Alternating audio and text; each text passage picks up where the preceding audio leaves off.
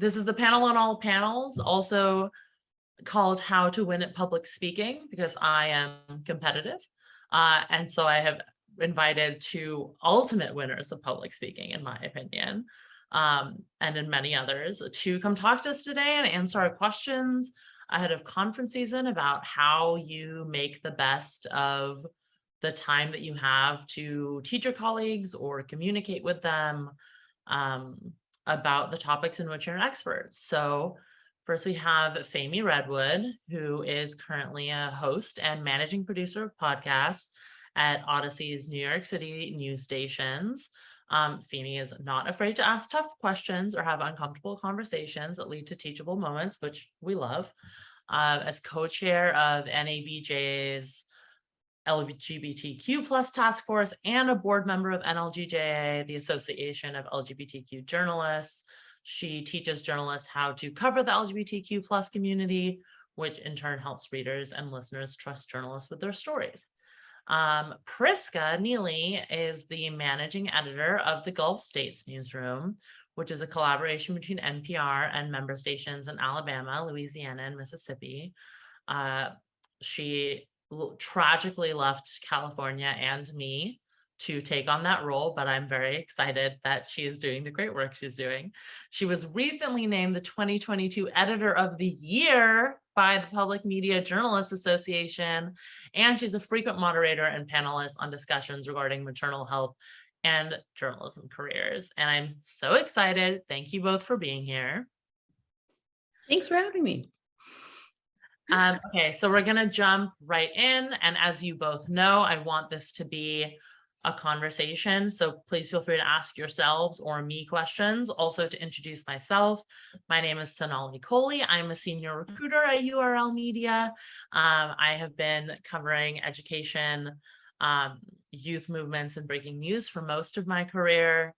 I'm working on a book about teen activism right now, and I talk on lots of panels about diversity and equity and education and mental health.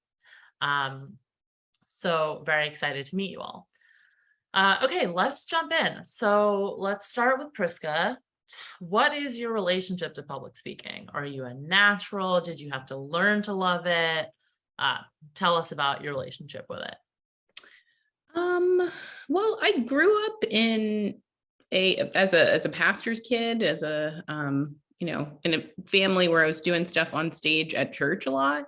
So I think that I was, and even before that, my mom ran a home daycare. My mom may or may not be watching this. Hello, Mom, if you're there.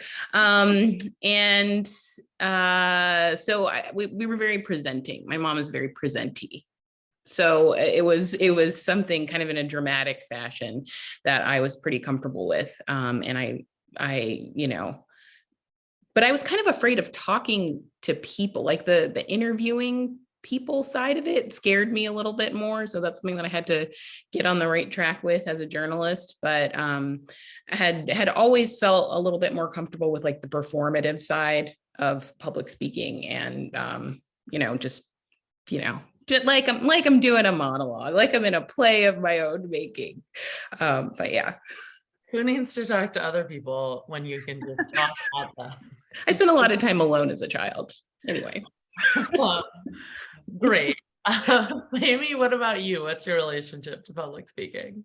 Do you know what's funny? I was actually really, really, really shy as a child. And even now, I'm actually really shy, which is kind of insane when you think about the fact that right now, while I'm a podcast manager and a podcast host, and I don't do live news anymore, my entire career was live TV news. I mean, of course, some reported pieces as well, but I was an anchor and reporter. So it's kind of funny when you think about the fact that I was really, really shy as a child. I would still have to do things. So whether or not it was, I was raised as a Jehovah's Witness, which I'm not anymore, but whether or not it was doing the little, I don't know how familiar people are with that religion, but sometimes you have to do like mock play type things, like acting out different biblical scenes. So like I would do that. I would do like random little things in college, but yeah, I was actually really, really shy, and I'm still honestly kind of shy. It's a very weird thing in that like I do this for a living, but I'm still kind of shy. I have a lot of questions. I will stick to the public speaking ones. I also want to We mention should talk about our church play experiences later. yeah, that's a different panel. We'll talk about it. We would act out these little things, these scenarios. Yeah.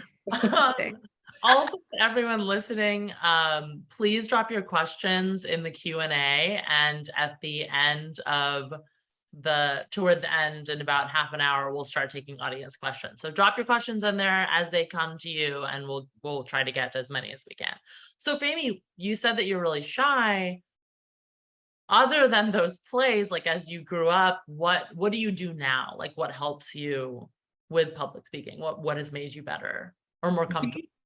Yeah, honestly, the number one thing is being prepared. And when I say that, I don't mean memorizing things, but being prepared is an internal thing, as in knowing that I know the content well enough that even if I stumble, even if I say something I did not plan, I still know it well enough to be prepared.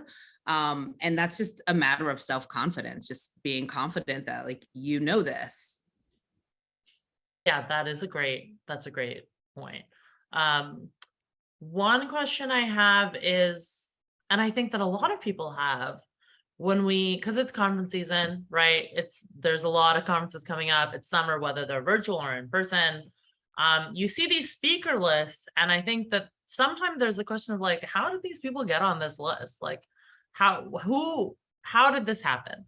So Priska, I know you get asked to be on panels a lot, and Femi, you both get asked to be on panels a lot and put them together. So I want to start with Priska. What do you think it was that has made, like, what has made you someone who is on lots of panels? I happen to know this is your second speaking engagement today alone. So like, how does this happen? I mean, I think for me, it started as when I was a reporter in LA, I, as part of my job, had to host different community events and kind of moderate panels. And when I started doing that, I was really, really, really nervous. And talk about being prepared. Like I was way over prepared. Like I was keeping myself up at night, like worrying about it. And it was after doing a couple of them that I realized that I mean, it's not about lowering your standards. It's just like, it's about realizing that if you mess up, it's okay. And that like the audience isn't grading you. And, I mean, if you're doing a TED Talk, then it's a TED Talk, but most things are not TED Talks. And if you don't have to have it scripted, you don't have to have it memorized, you don't have to be, perfect on stage. So I think just, accepting that like, okay, I'm good enough at this, and trusting myself, like being kinder to myself and being prepared, like, knowing your stuff, understanding what the format is and what you're going to get involved in. But not, I don't know. I just felt like I was being too hard on myself, and that was making me too nervous. And I just realized at one point that I just wanted to kind of let the nerves go and just be prepared instead. Just like, get my stuff together, but not be like, oh, what's going to happen? What if, and so, when I started doing those panels for work, I think I was, good at it in terms of having like a comfort on stage, being lively, not just reading directly from your cards as you're introducing people, being attentive as a moderator, not just you have your questions, but you also go with the flow, you react, you pay attention. And then, I mean, it was part of my job in the beginning, but it became more a part of my life after I did a big series that a lot of people wanted to talk to me about. And so it was a matter of just kind of saying yes to those things, but also remembering that, especially if you're speaking on a certain topic that like, and it's something that people want to talk to you about, then it's okay to kind of say the same thing a lot. I think it can feel weird and uncomfortable to like hear yourself saying the same thing, but if that's your presentation, then that's your presentation, and it's okay to have like similar aspects that you repeat to different audiences. Yeah, because you have definitely spoken to a lot of different audiences about the topics that you report on, so that makes sense.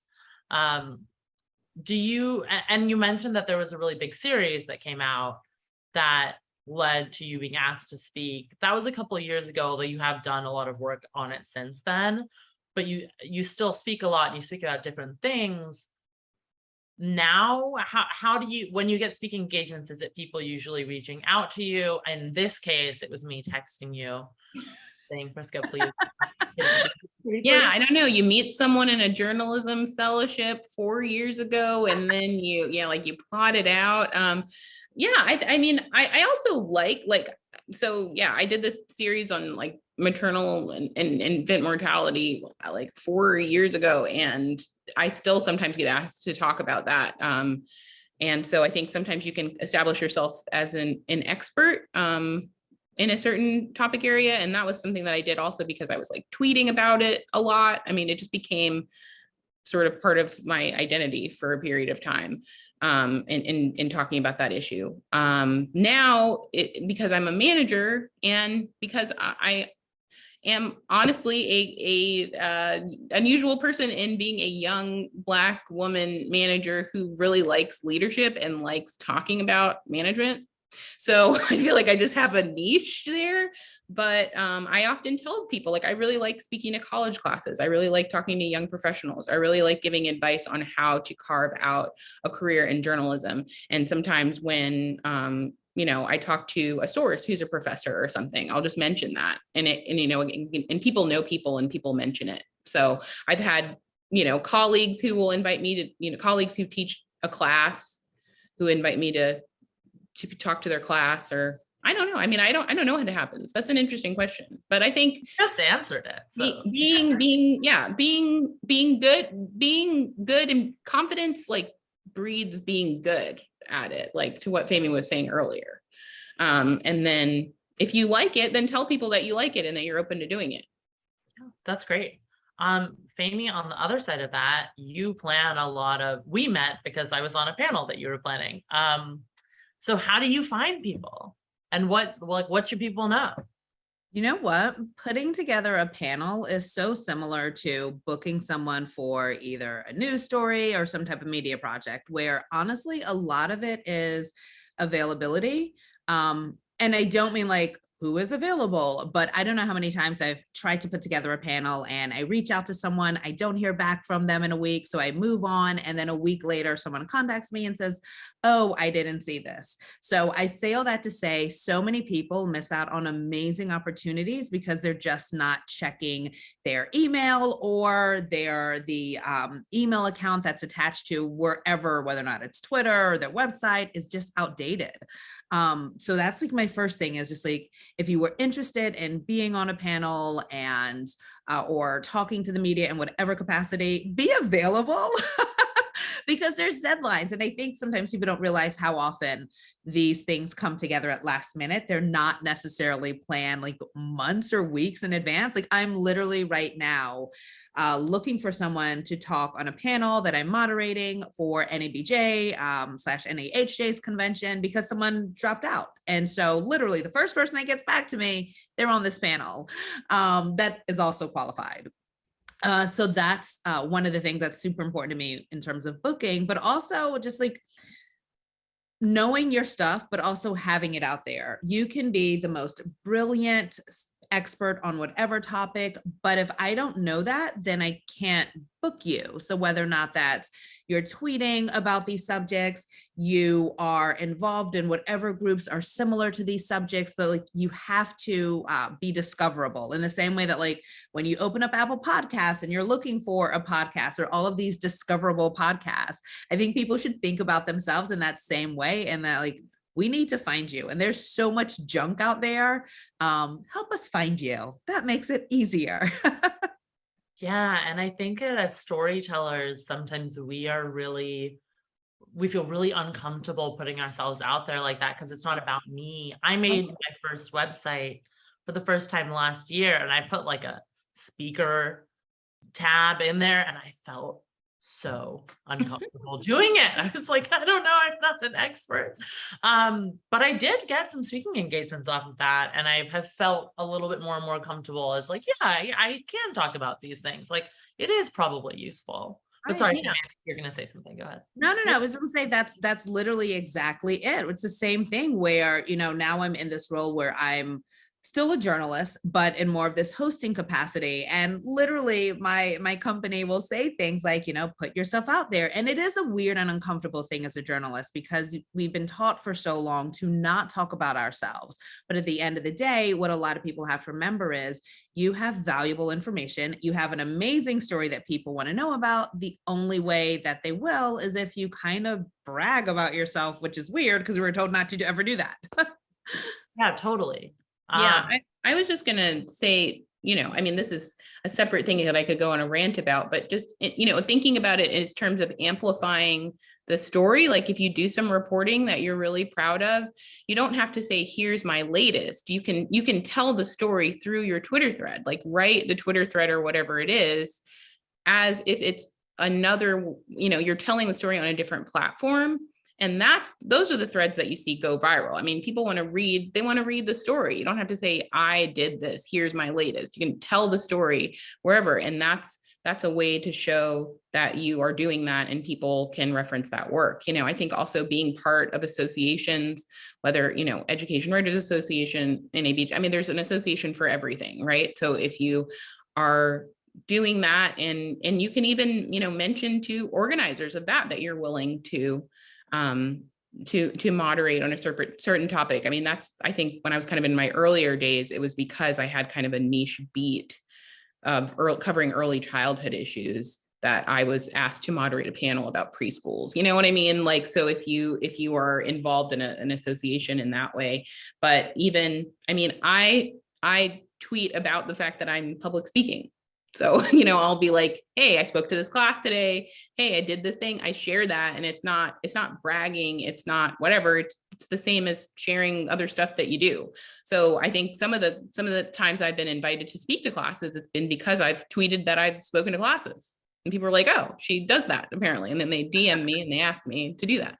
Open your DMs also.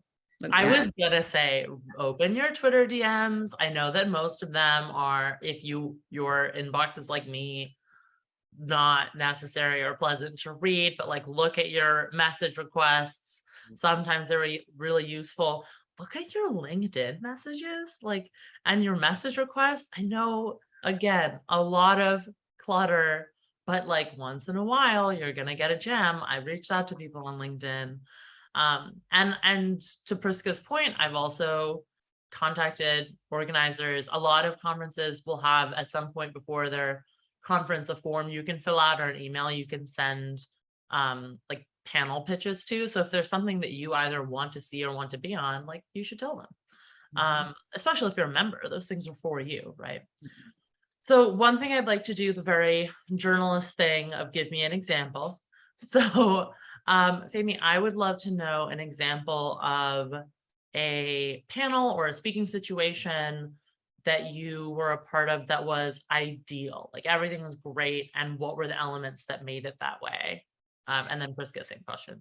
Yeah, a couple of years ago, I'm going to take it back to an NABJ convention, but a couple of years ago, the task force, I'm the co-chair of the LGBTQ task force, like you mentioned, and we did a sort of queer 101 panel. So telling journalists, it was a couple of thousand journalists that was there at the convention, I don't remember, but explaining to them how to cover LGBTQ stories in a way that is not offensive, just not problematic, all of those things. And it was a great panel for a couple of reasons. Number one, the variety of people that we had on the panel. So often, how panels can go wrong is that everyone either agrees with each other where they have the same exact take, or everyone is giving the same exact piece of information because they come from the same background. And so this panel, we had a TV person, a print person, and a radio person, I believe an advocate as well.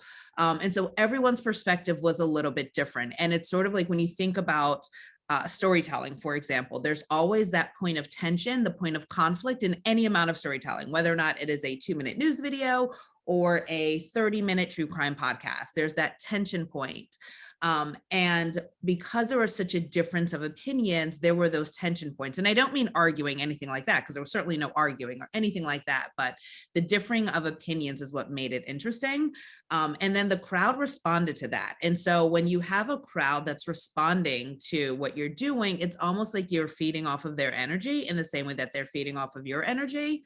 And then, after that, I think for me personally, as the person that was moderating this panel and that put this panel together, there were so many people that walked away with not just our contact information for like anytime they would have questions in the future, but also guidebooks from us, information from us. So like people learned. And at the end of the day, you want people to walk away from your panel getting something out of it. No one wants to feel like they sat through an hour long something and literally got nothing. So knowing that we not only help people cover their communities better, which in theory then helps marginalized community members, but also they got something out of it. They left smarter than they came in. Or more equipped, I shouldn't say smarter. They left better equipped to tell a good story than when they came in.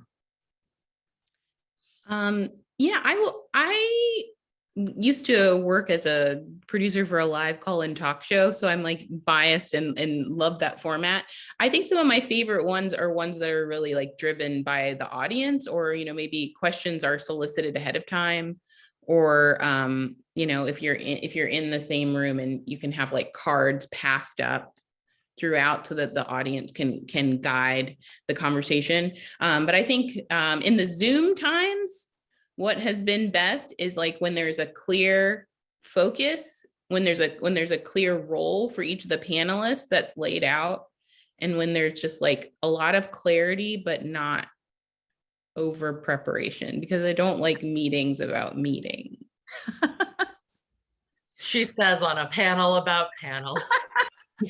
No, this is different, but we didn't meet before this, but sorry, now I'm putting you in the spot, Sonali, but like, you told us what the goal was. You told us the type, like an outline of the questions that you were going to ask. You told us who we were to each other, and I just think that having that clarity so that people kind of know the things to how to mentally prepare. But a lot of times, the prep call, it can be efficient, and it can be, especially if people, depending on their relationships to each other, if it's important for them to meet and connect beforehand, sometimes that can be done with like hopping on 15 minutes early though.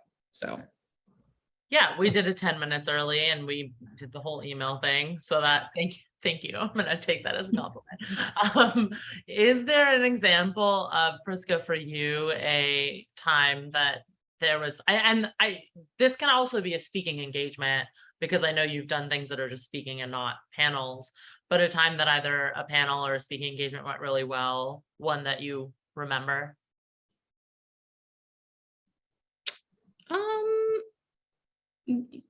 Yeah, there have been a number of ones that were on the issue of maternal health and infant mortality. And I think ones that have had a combination of like story and expertise. But that's like the talk show producer in me once again, but that's just what people like. So I think it's universal, but having someone kind of share a personal story, and then also having the expert there to kind of talk about what they're saying, but kind of leading the conversation with that personal experience. So maybe if you're a journalist and you've written a story, having someone who was featured in your piece, talk a little bit, interviewing them, and then, having some other researchers or something on that team. And I mean, the best thing that I've ever organized and hosted was also very important because of the audience, because we did a lot of direct outreach to get people who were directly affected by the issue in the room. But that's like I won't go into that. I think I know the one you're talking about, and I would love for you to tell us a little bit more. Well, I'm just saying, I just feel like that's more in the outreach and advertising versus the public's than the speaking side. Well, I think as a public speaker, you do a lot of outreach and advertising, right? So like Femi, on your end, you're like, we want to get the people in the room who are going to benefit the most, to your point of like getting people who are better prepared. And so I would love to know how you, either as a speaker or as an organizer, what you do to reach those folks. So Priska, if you're okay sharing that session and that like what you're talking about, that'd be great. Yeah, this was after I did this series at KPCC on Black infant mortality. We did an event where we wanted to really talk about this issue and reach Black women who were at like the preconception period, you know, people who had maybe not yet started families, they could get that information. And so, you know, it was like thinking about where are people, how do people get information? So I was talking to a lot of student groups, young professionals groups. I was going in person and talking to people. You know, you can do like your email blasts and stuff, but sometimes doing that in person outreach makes a difference. We also did, we figured out that a lot of people were, you know, you think about online, social, but sometimes sending direct mail. We learned that was something that made a difference, and we mailed postcards to people that were advertising the series and the event. Those are some of the things. That was a long time ago, but yeah, I mean, I think that was just in terms of thinking about who you're trying to reach and where are they. You know, is it an event for students? Where are they getting their information? You know, how are they passing it on? And also asking people directly to share it.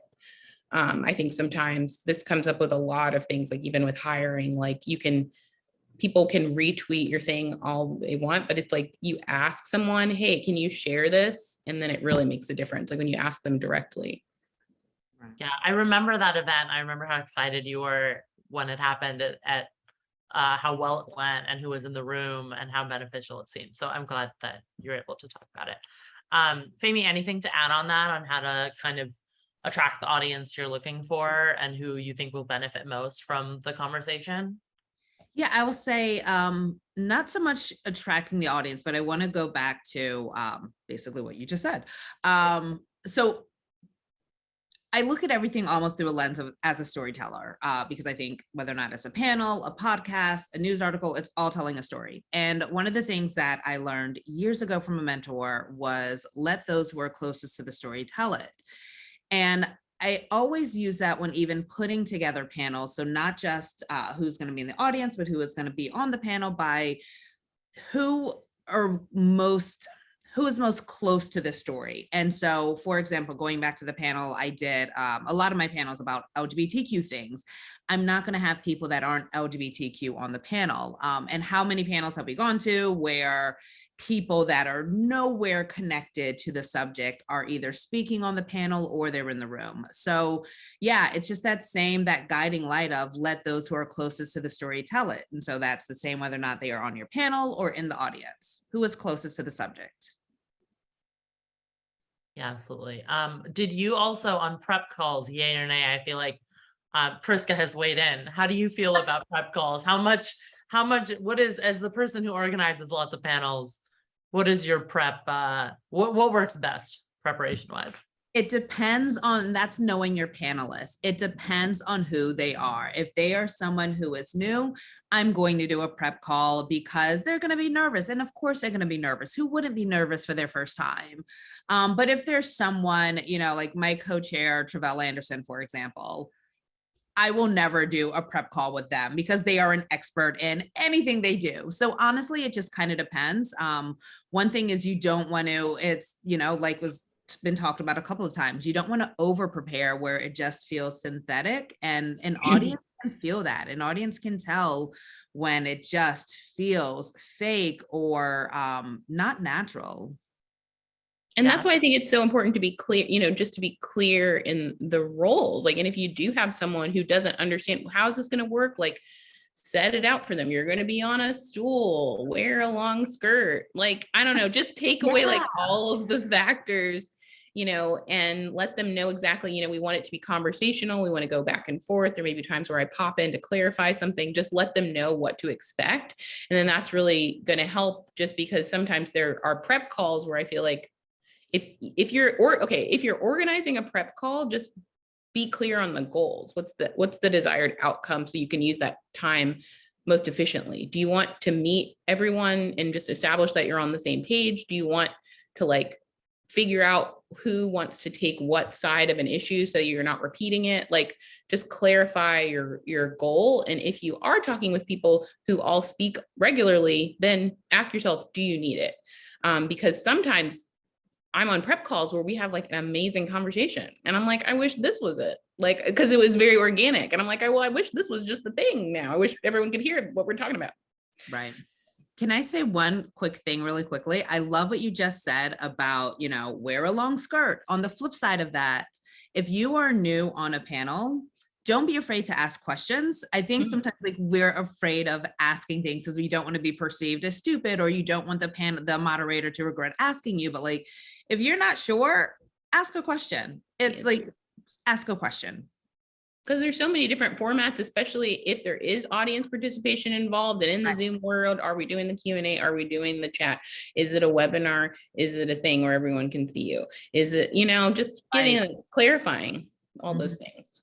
Absolutely. Okay, taking some of Priska's feedback live. I have lots of questions, but we are getting some really good questions as well from the audience that I want to start asking. Also, folks who are here, put your questions in. And since Priska said hi to her mom, I checked the attendees and my dad is here, so hi, Dad. Unless mom is using the Zoom account, in which case, hi, mom. So we have a couple questions that are from the audience that I think are really awesome that I want to ask. And audience, please drop more into the Q&A. One, hi, Dad. One is like throwing mom under the bus there. One is from an anonymous question from a staffer. I'm an introvert and I have to speak at an upcoming journalism convention. I am so nervous. How do I prepare? I'm an extrovert, so who wants to take this one? I am, believe it or not, an introvert. And when I say that, I mean, like, after being amongst people all day, I need to just I feel drained, just so drained. That's one thing that my wife and I have in common is we're both introverts. So I'm going to jump in and take it. It is going to be scary. It just is what it is. You are going to be nervous. It just is what it is. I have been in, before, again, this role, I was in TV for like a decade, local news, national news. I still get nervous. Like, literally speaking in public, my heart still beats fast, which is literally insane, because I've been doing this for so long. So I say all that to say, you're going to get nervous. It is what it is. Just know that it's okay. I think sometimes especially as an introvert, we tend to judge ourselves harder than anyone else. So like, as I'm talking to you, there's a conversation playing in my head where I'm already thinking about the next thing I'm going to say, but like, that's only something that is happening internally. No one is basically judging us as much as we are judging ourselves. So that said, you're going to be nervous. It's okay. Everything you're imagining in your head, you are just imagining it. You're probably going to be amazing. And if you make a mistake, guess what? People make mistakes. I say all the time, sometimes I mentor newer reporters. And one thing I tell them all the time is, you're a journalist, you're not an actor. And what that means is you're not going to have everything memorized. You're going to stumble. Who cares? Who cares? You'll be fine. Right. I mean, judging yourself, it's so true. Because that's what I was talking about in the beginning. When I was doing those things, I would be like, oh man, I did that thing wrong. And, I would tell my friend in the audience, they're like, what are you talking about? I don't even know what you're talking about. Like we like capture, oh, I stumbled on that word. Oh, I said that, I messed up her name or whatever. I mean, know that it's not going to be perfect. It's not a play. It's not your TED Talk, and you are allowed to make mistakes. And then for like the confidence piece, I would really practice, like, if you know the setup, like, just trying to get as comfortable in that space. And I mean, I'm very into like role playing difficult conversations. If I'm nervous about a conversation I have to have, I'll like practice with people. So, just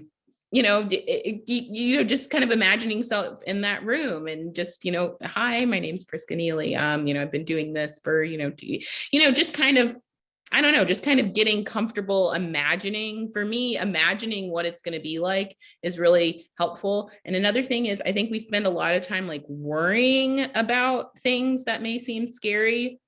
But if you were just to like take a concentrated period of time, like take 20 minutes or something, and really think about what the points that you're going to make, that you want to make based on what the topic is, and like really think about it and like just make some notes and kind of get comfortable with that. And you can have something with you during, you know, if you're worried that you're going to black out or something, like have notes with you and come up with whatever system makes sense for you, highlighting bullet points, you know, so that you have some of those things ready. So you're preparing, you're practicing, you're getting all of that. And then before, you're like taking a deep breath and knowing that it's in there and that you can do it and that it's okay if you mess up, but, you know, not relying on it so deeply, because that's kind of one of my pet peeves, mostly for moderators, is when they're like so attached to their questions that they ask a question that's just been answered. And it's like, we could be going somewhere else with this. I want to throw out one more thing real quick. Again, going back to nerves so often center around people being afraid they're going to mess up. Ginger Z, who has been on TV, I don't know, decades, like just really amazing at her job. She was on The View a couple of days ago, yesterday, maybe the day before, I don't know, everything runs in together, and she messed up. Doesn't matter, because if you looked on Twitter, everyone was like raving about how good of a job she did. So if Ginger Z can mess up, it's okay. We can all mess up. Yeah. There's a thing my therapist makes me do called the worst case scenario, which everybody thinks is just that you think of the worst thing that can happen, but she informed me that's not the end of the exercise. What she makes you do is like, you think of the worst thing that can happen, and then you assign a percentage, like, what is the percentage chance that this ridiculous thing in your mind is going to happen? And if it's like less than 50%, really need a contingency plan. If you're me, yes. But if it's a reasonable percent, then okay, like Priska said, what is your contingency plan? Like, what are you gonna do if that happens? Like, you can take notes, you can prepare. Also, anonymous, DM us and tell us where you're speaking, because chances are one of the three of us will be at the convention. We would love to support you. It can also help to have like a friend in the room.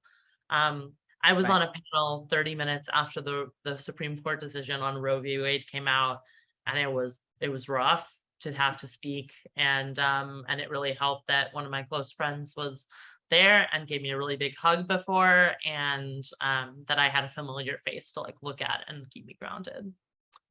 Sorry, Femi, I think you were going to add something. I don't think so. We have another really good question, which a lot of us, I think, have experienced. How do you keep your composure, or what do you do, I think, if a co-host or a guest says something that's offensive or that throws you off?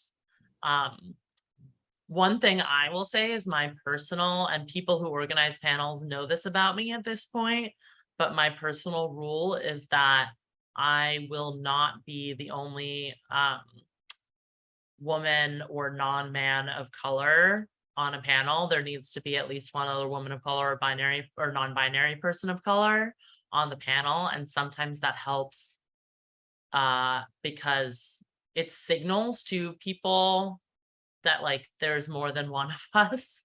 And so it's not the place for offensive comments. I don't know why. And also it means that you don't have the soul burden. So Femi, what are your thoughts on that question? Oof. So there was a time where I was on a panel, and the person one of the people on the panel with was very, very offensive in a very annoying way. That was a couple of years ago, and I smiled through it, which I would not recommend to anyone today. I say all that to say the person today is not going to smile through it, but do whatever is natural for you. At that point in my life, I needed to just smile through it. Today, if someone offends me, I'm undeniably going to use that as a teachable moment, or rather if they say something offensive, I'm going to use that as a teachable moment, even if it's uncomfortable. And I say, do what's right for you, because at this point I can do that. I have the confidence to do that. I've questioned enough whether or not it's like public officials, all of these things where that's basically it. I have the confidence to do that. But the other thing too, for me, is because I have all of these roles, as in like outside of me being a journalist, me being seen as sort of an expert in covering LGBTQ communities, I'm a hypocrite if I don't call out really bad behavior. But again, that is something that feels natural for me. That is something that I can do. I would never put that on someone else. So I say all that to say it depends on what you can do. Yeah, it depends on what you can do. Because I'm also a big believer in that, like, it's not everybody's job to turn everything into a teachable moment. So maybe that's not where you're at that moment. And that's fine. Because hopefully there is someone like me around and I will take on that burden.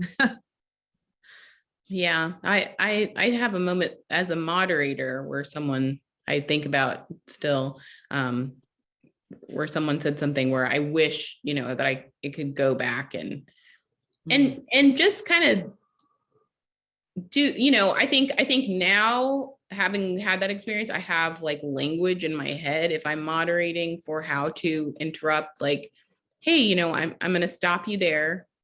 We want to make sure that we're staying respectful of everyone on the panel. We're all coming to this from different viewpoints, and we want to make sure that, that this is a safe space. Having some language to cut people off. And that could even be if someone's just rambling for a long time. Right. I'm going to jump in. Thanks so much. I'm going to jump in right there. I'm going to jump in right there. That's really interesting. I wanted to ask, just having some like lines in your back pocket. And I'm going to jump in right there because, the many tones of I'm going to jump in. I think the answer to that question also kind of depends on who you are, right? So like, if somebody is attacking you and your identity, my thought on this, and Priska and Femi, please jump in, tell me if you agree or disagree, is like, is what Femi said. You don't owe anything you don't owe anyone anything in that moment other than to kind of protect yourself, make sure you feel okay and safe. And if you need to address it in the moment, do it. If you need to smile through it and address it later, do it. If you're someone outside of the community that's being targeted in some way, I feel that, and it's not going to put you in harm's way to address that, and to, in a respectful way, do what Priska is saying and jump and say like, okay, I just want to jump in and make sure we're all being respectful. I encourage you to do that. Those are my thoughts. Okay, is there anything else that either of you want to add on that point? I was just going to quickly say, part of it too is in the same way that you would research a story, if you're putting together a panel, researching who you're putting on the panel. And there's so much information about all of us online. Well, sure, there's certainly microaggressions. People sometimes make mistakes. For the most part, we know who we are putting on a panel. You know who they are and some of the things they might say. Yeah, totally. And if you see, I ask people who else, I ask organizers to let me know who else is going to be on the panel once they know. And if I'm not comfortable with it, I make it clear. And I think it's okay to do. There is, okay, next question, but feel free to come back to it. One of the questions is, I'm always shocked how journalists stay abreast of what's happening in the world and popular culture. Honestly, same. How do you stay on top of this dynamic world and maintain your expert or well-informed position? I got nothing. Priska? I guess in relation to this conversation, I think it's taking, maximizing that opportunity when you are kind of in an expert spotlight, right? So, if you're doing a big series or you have a certain beat, just kind of putting that out there, not trying to do everything,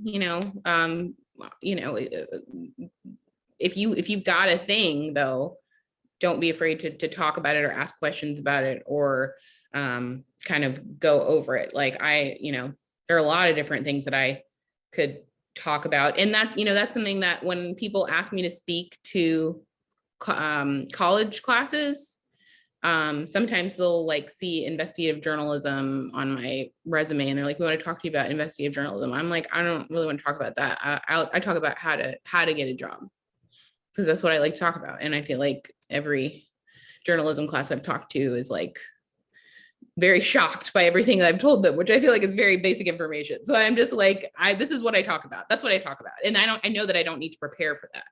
I don't need to prepare, I just kind of say the same thing every time, and I make it interactive and ask them questions and stuff. So I think it's just kind of, finding your lane, find something that you enjoy too. I enjoy it. I feel like it helps me and them. So something that I don't have to like keep staying fresh on. Right. Yeah, it's okay to say no, but how about this? And it's also okay to say no. Yeah, or just no. Yes. Also fine. Big proponent. Or no, and refer a friend. If you have someone who who wants to do more of this. I've done that before, especially on like the Black infant mortality stuff, because I'm like, I can't talk about this anymore. Or, I have new things that I'm focusing on in my current job, but here's a person who would be good for that.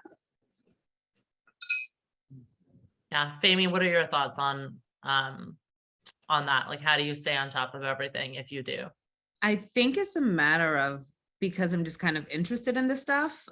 So it's obviously I'm listening and consuming all of these pieces of information for my job, but I'm also really, really interested in it.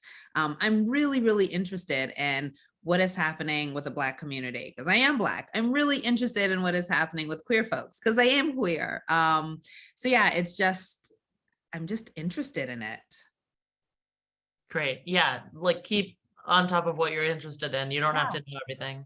Right. Yeah, and that kind of goes back to the saying no, because sometimes it's like, why are you asking me to do this? Right. Which is something that you don't really care about or know about or think about. And then you're just like, oh, thanks for thinking of me, but I can't make space for that right now. Right. If you need any, I can give you different language on how to say no. That's one of my pastimes. I don't have capacity for that right now, but thank you, which is that's my answer when I'm like, I don't know why you called me, but here's where we are. I think go ahead. Well, I was interested in your thoughts on visuals, because I feel like I'm in the same camp on visual elements as I am for the prep call, like only if it makes sense. Yes. Right. Like sometimes people are not forced, but you're asked to spend time making a presentation, and it's like, for what? This is just me talking, but sometimes it can really help, but especially when it's big blocks of text, like people can't read and listen at the same time. We know that. So if it's backing up what you're saying, or if it's an example, or it's audio or video, let it be additive. Otherwise, I think it's something you don't need to spend time on. So I just asked and answered my own question. Yeah, Femi, do you have thoughts on visuals? No, I agree. It's just like I keep saying, it's all like storytelling. We've all either listened to a story or watched a story that was so overly produced where it was just unnecessary. And it's the same thing. If it's a panel where why is it here? It is just extra work. That is literally also sometimes if you're using visuals and they're not needed, what actually ends up happening is people will stop and like they start looking at their phone. So like that literally just kind of gives them an excuse to tune out. So like, don't do that. Don't. Yeah, our faces are great and so animated. Who needs it? Yeah, exactly. Thank you for that great question, Priska. One of the questions actually that hasn't been asked in the audience, but I wanted to bring up is getting compensated for speaking. Tell me a little bit about how you navigate that. And I think I didn't even realize for the longest time that was even a possibility. So tell me a little bit about that. Do you compensate for panels? Do you ask for compensation? How do you approach it? Femi, do you want to take that one? Yeah, it kind of depends. First off, admittedly, it is still something I feel weird about, because again, as a journalist, you're told you're not supposed to do this. You're not supposed to be, you shouldn't care about the money. You are doing this for the greater good. So there's all of that. And then there's the real world, which is you are I'm giving you my labor, I should be paid for that labor. So it just depends. There are undeniably some panels that I will do without even thinking about money because I believe in the cause. Again, there are just some things that I'm so passionate about. Black folks, queer folks, women, you name it. And so I'm almost always going to not even think about money, but undeniably there have been times where, I won't say their name, but like one very, very, very, very rich company wanted me to come and talk to their very, very, very highly paid talent on how you talk about queer folks. And what they were offering was just offensive. It was just offensive. And what I actually planned on doing with the money, should I have done it, was I was going to give the money to an organization I care about, which is sometimes something that I'll do. But so I say all that to say, if it is an organization that has the means but is not offering, what that tells me is you don't really care about this because you don't really value it enough to actually pay for it. And if that's the case, why am I going to spend my time doing this? Because at the end of the day, I think what we have learned after 2020 and all of everything that has come after that is, if the top of the organization doesn't care, nothing you do will matter. So I don't know if that answered your question or if I just went on a rant, because I'm still clearly annoyed. Yeah, I agree. I agree with that. And it depends. But I think it's important for people to know that it is something that you can ask for. And I mean, I think sometimes for me, it depends. It's like, once again, how much do I care about this? And do I see it as part of like my work that I'm already doing, or is it something above and beyond that I need to really, that I do need to prepare for, that I want to be involved in a prep call, that I'm writing something, so it just kind of depends on the amount of work that and energy that I'm giving into it. But that can be, and I think sometimes, you may just need to ask a friend on the wording for it. But you can just often ask, is there what is the word that I'm looking for now? I can't think of the word.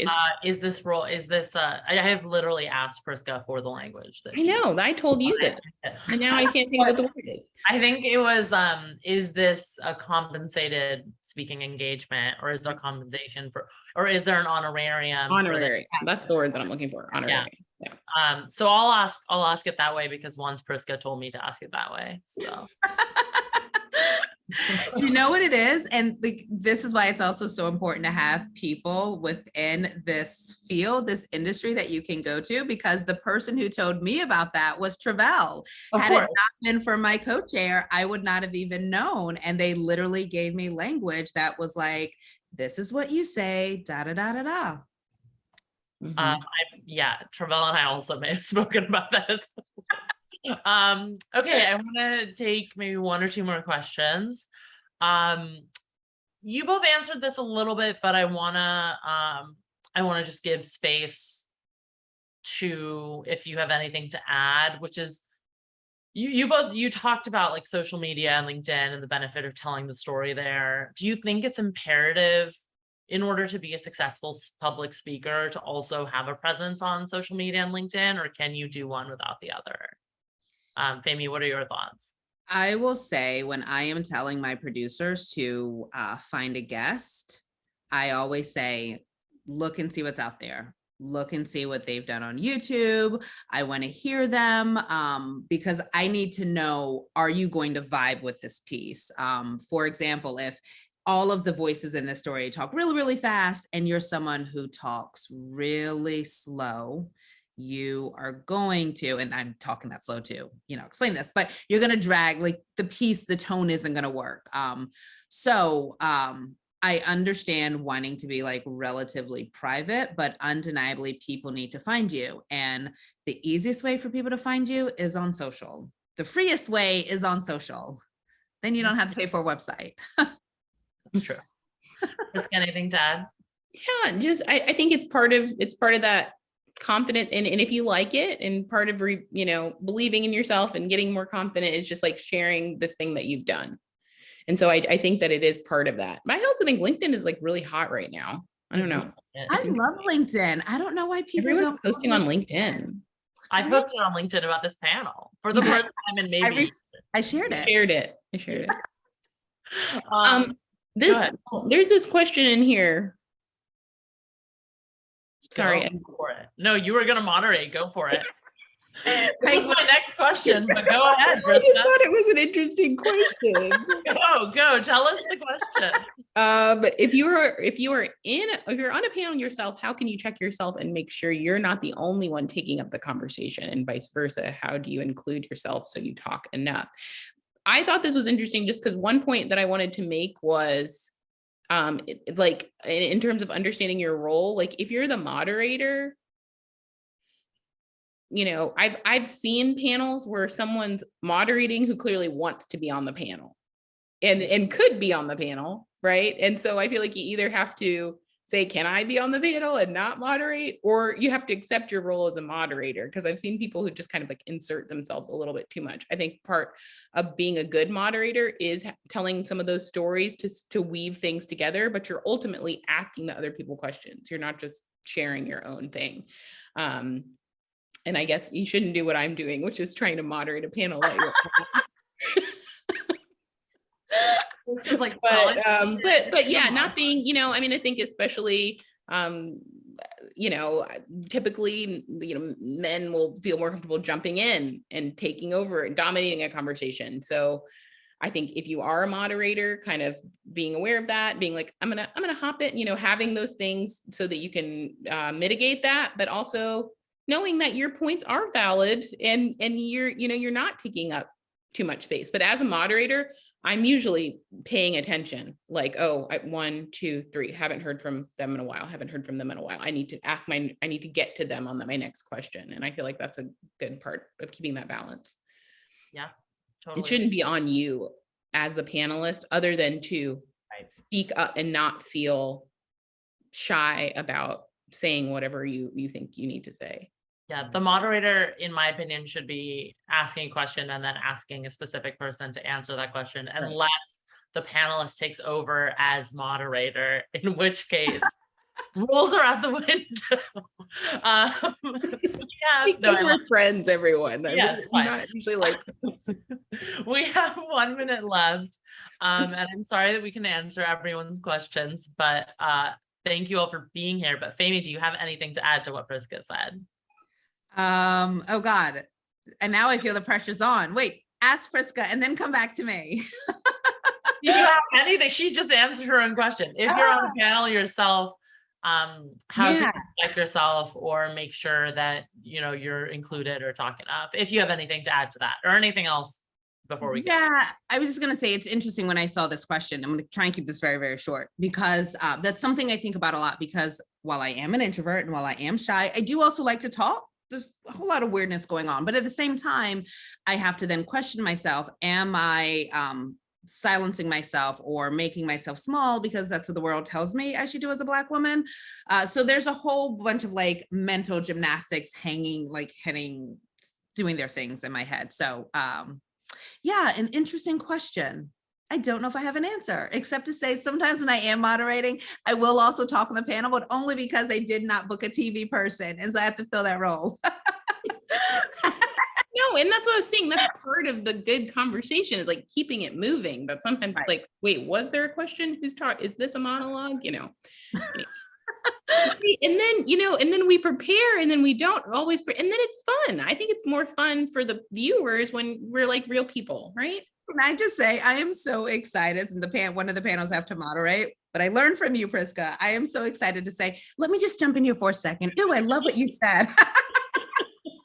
Just to jump in. I hope they're not on this in this panel watching. And on that note, I have had a lot of fun. So thank you both for taking the time. Thank you to everyone who joined us. And I hope everyone made some good connections. Feel free to DM all of us.